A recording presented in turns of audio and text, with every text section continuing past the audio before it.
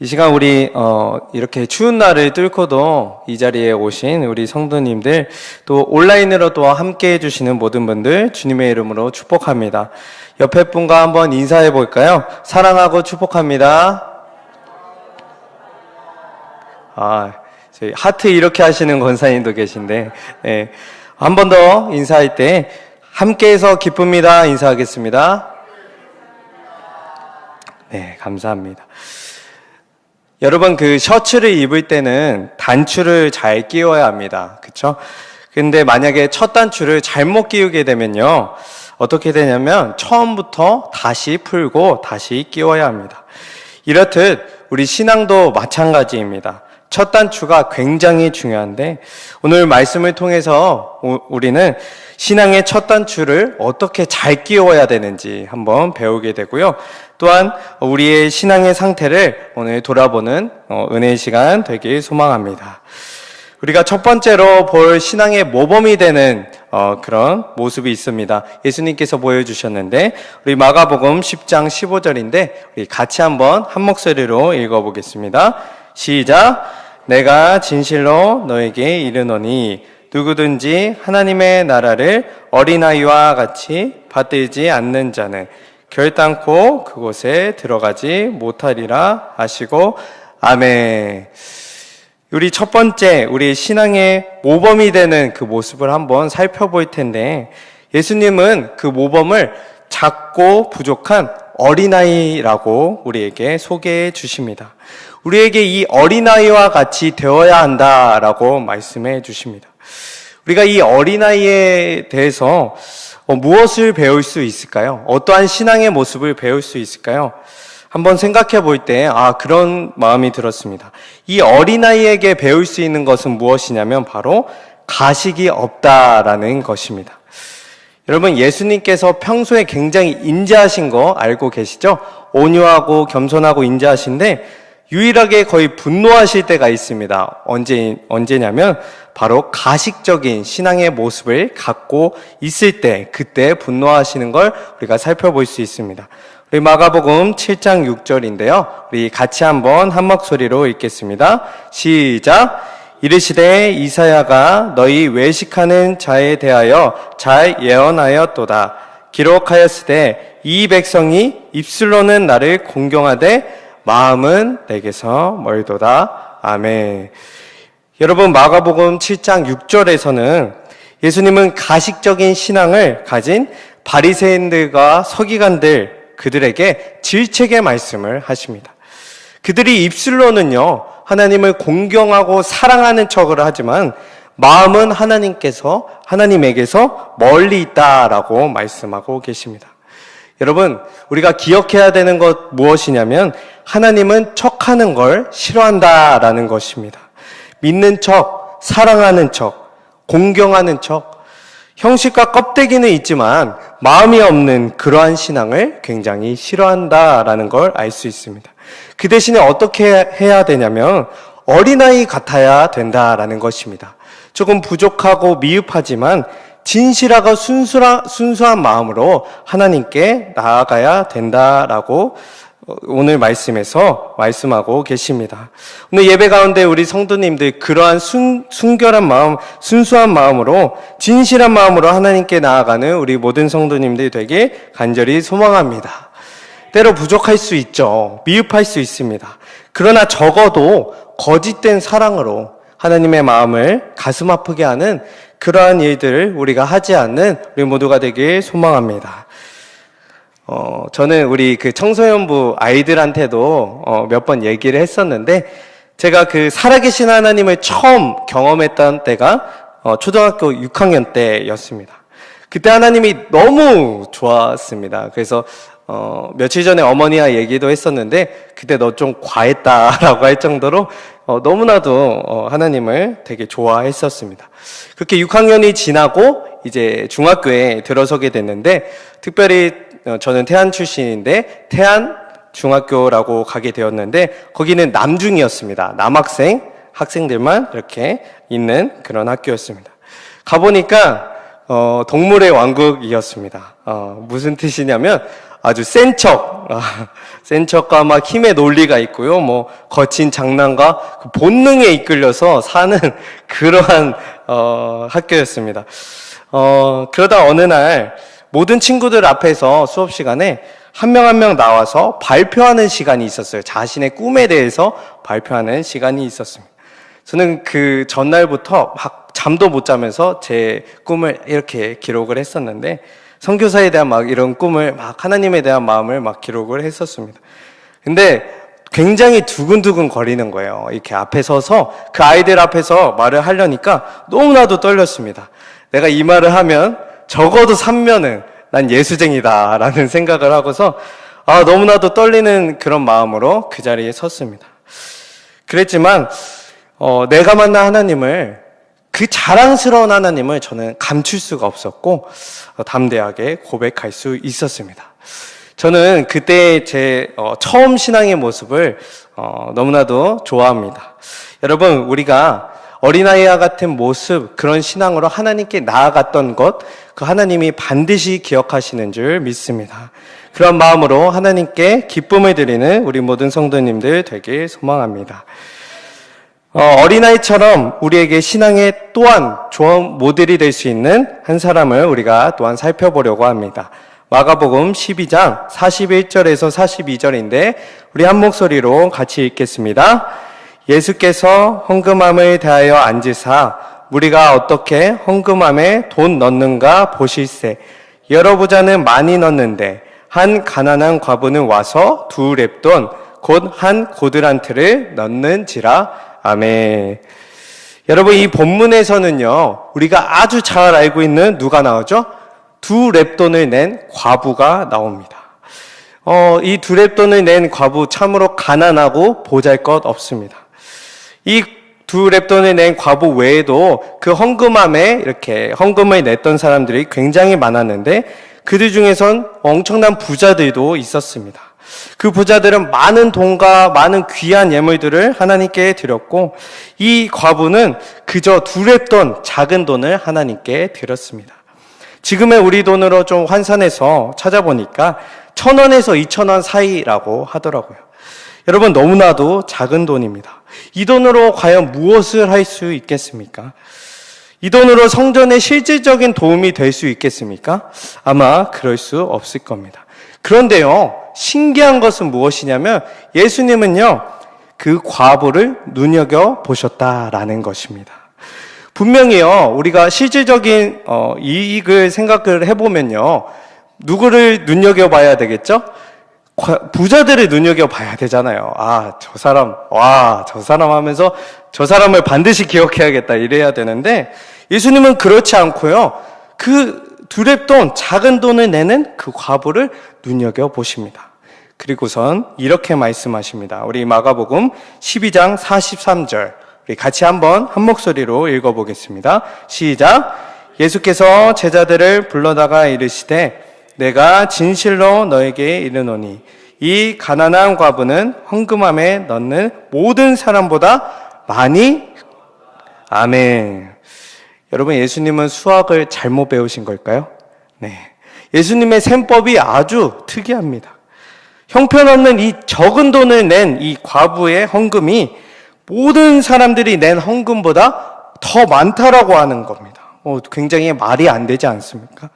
그러나 예수님은요, 그 헌금의 양을 본 것이 아니라 무엇을 보셨을까요? 하나님을 향한 이 과부의 전심의 마음을 보셨다라는 것입니다. 하나님을 사랑하는 그 마음을 보셨다라는 것입니다. 여러분, 오늘 우리 예배 가운데 어떤 마음으로 나오셨습니까? 과부처럼 하나님을 향한 그 전심의 사랑을 갖고 나오셨습니까? 여러분, 하나님은 그 사랑의 마음을 보시는 줄 믿습니다. 그 사랑의 마음을 들고 올 때 예수님께서 우리를 눈여겨보시는 은혜가 있을 줄 믿습니다. 예수님께서 기뻐하시고 하나님께 연락되는 것은요, 우리가 하나님께 얼마나 실질적인 도움이 되고 있는가, 그것이 아니라 우리의 마음이 얼마나 하나님을 향해 그렇게 들어지고 있는가라는 것입니다. 우리 이 신교회는 좀 세상과는 다른 가치관 가졌으면 좋겠습니다. 물질과 체면, 외적인 모습 정말로 필요하고, 그런 것들도 챙겨야 되지만, 그보다 먼저 하나님을 향한 중심, 마음을 우선으로 여기고, 기쁨으로 하나님께 그 마음을 예배 가운데, 모든 삶 가운데 드릴 수 있는 우리 성도님들 되길 축복합니다. 자, 며칠 전 수련목 시험을 봤는데요. 열심히 공부를 했습니다. 열심히 공부하면서 웨슬리에 대해서도, 우리 감리교회 창시자 웨슬리에 대해서도 공부를 막 하게 되었는데, 그러다 생각해 보니까 웨슬리와 바울은 참으로 비슷한 경험을 했다라는 걸 제가 생각해 볼 수 있었습니다. 먼저 바울을 보면요, 바울은 예수님을 만나기 전에 바울의 자랑은 바로 이런 것들이었습니다. 우리가 빌립보서 3장 5절에서 6절인데 같이 한번 읽어보겠습니다. 시작. 열심으로는 교회를 박해하고 율법의 의로는 흠이 없는 자라. 나는 8일 만에 할례를 받고 이스라엘 족속이요 베냐민 지파요 히브리인 중에 히브리인이요 율법으로는 바리새인이요. 아멘. 여러분, 바울은 율법과 유대교의 전통을 아주 철저하게 지키는 바리새인이었습니다. 또한 모두에게 인정을 받을 만한 그런 출신이었습니다. 또 열심히 있어서는 어떻게 했죠? 엄청난 열심을 가지고요, 눈을 밝히고 교회를 핍박했습니다. 심지어는 다메섹까지 쫓아가서 교회를 핍박했던 자입니다. 이러한 바울의 출신과 바울의 그 율법을 지키는 모습, 그리고 열심들, 이것들이 바울의 인생에 있어서는 자랑이었고 바울의 전부였습니다. 제가 웨슬리 공부하면서 웨슬리 또한 마찬가지라는 것이었습니다. 웨슬리도 하나님을 경험하기 전에는 어떻게 살았냐면 굉장히 엄격하고 철두철미한 신앙생활을 했다라는 것입니다.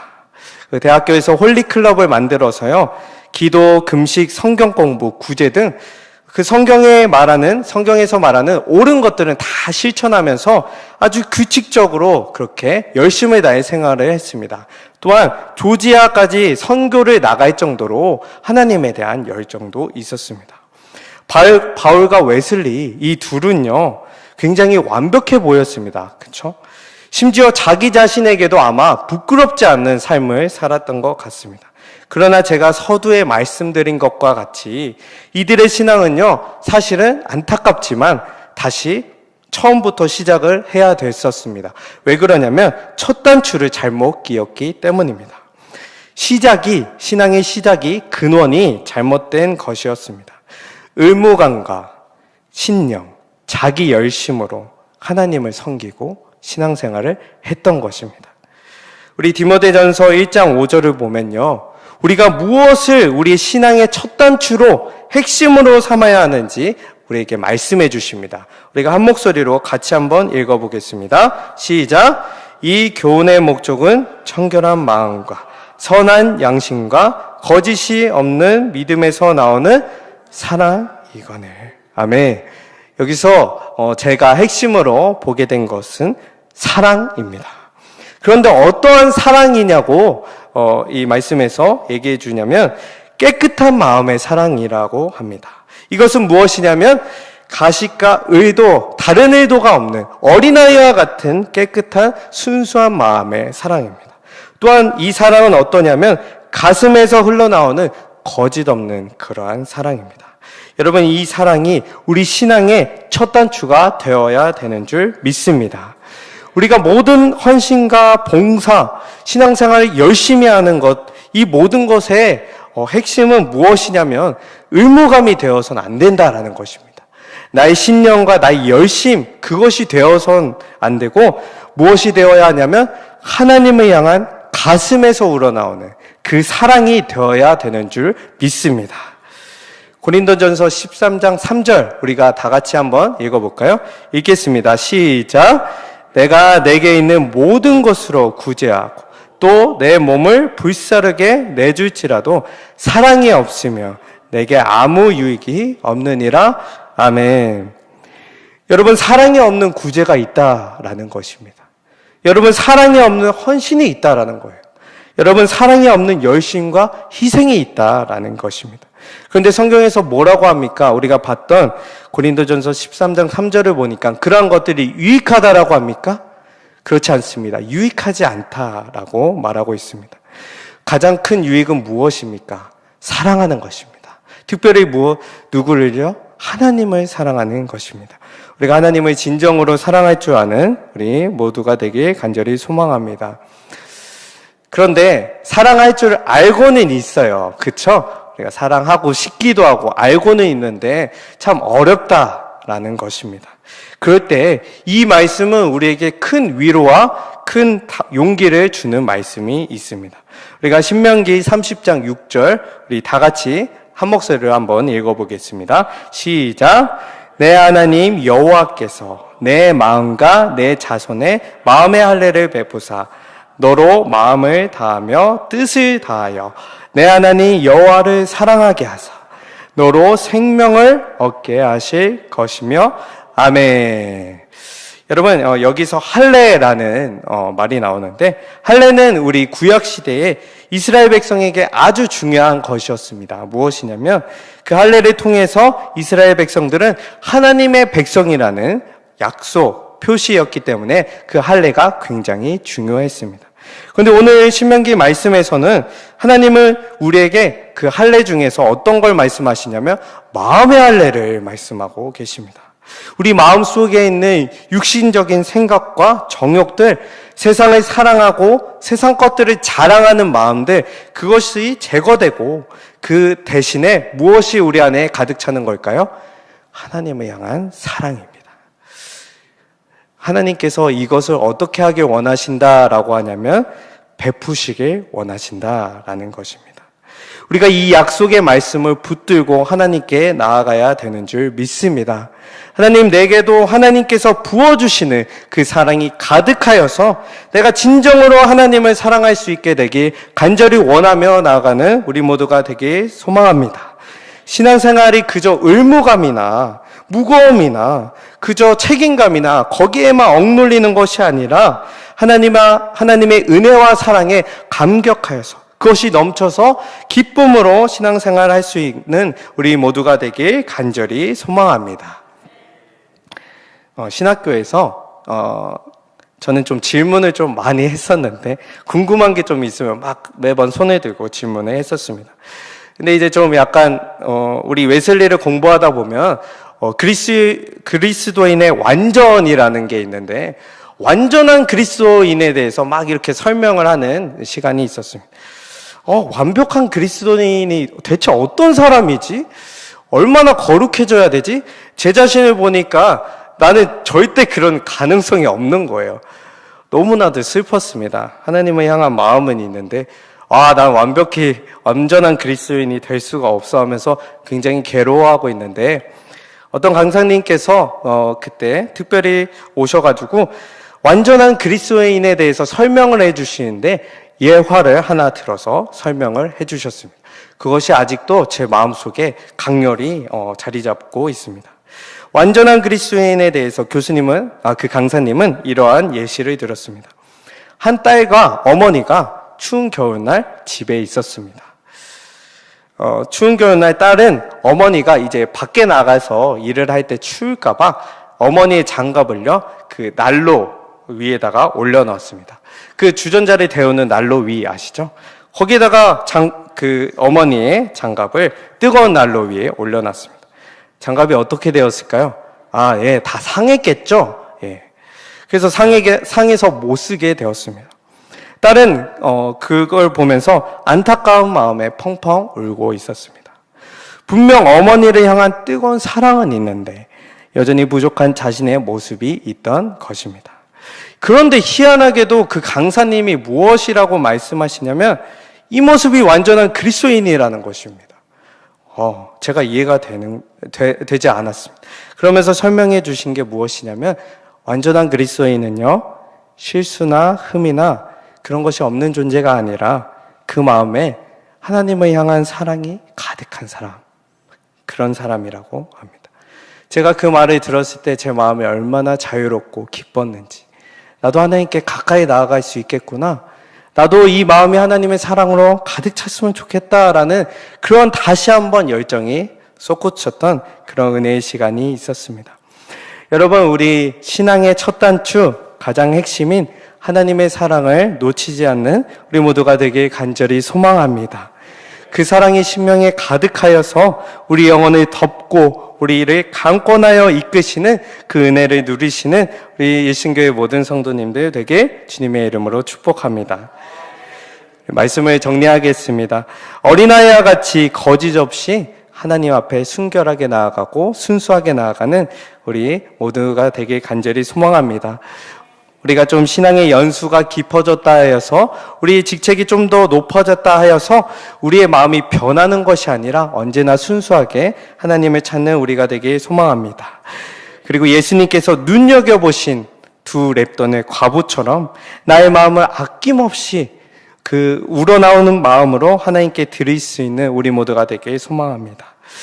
또한 마지막으로 우리 바울과 웨슬리처럼 예수님을 만나서 이제는 더 이상 의무감, 내 노력, 내 의, 내 자랑이 아니라 하나님을 향한 사랑으로 모든 신앙생활을 하며 모든 헌신과 봉사, 감사가 그렇게 흘러나오는 우리 모두가 되길 간절히 소망합니다.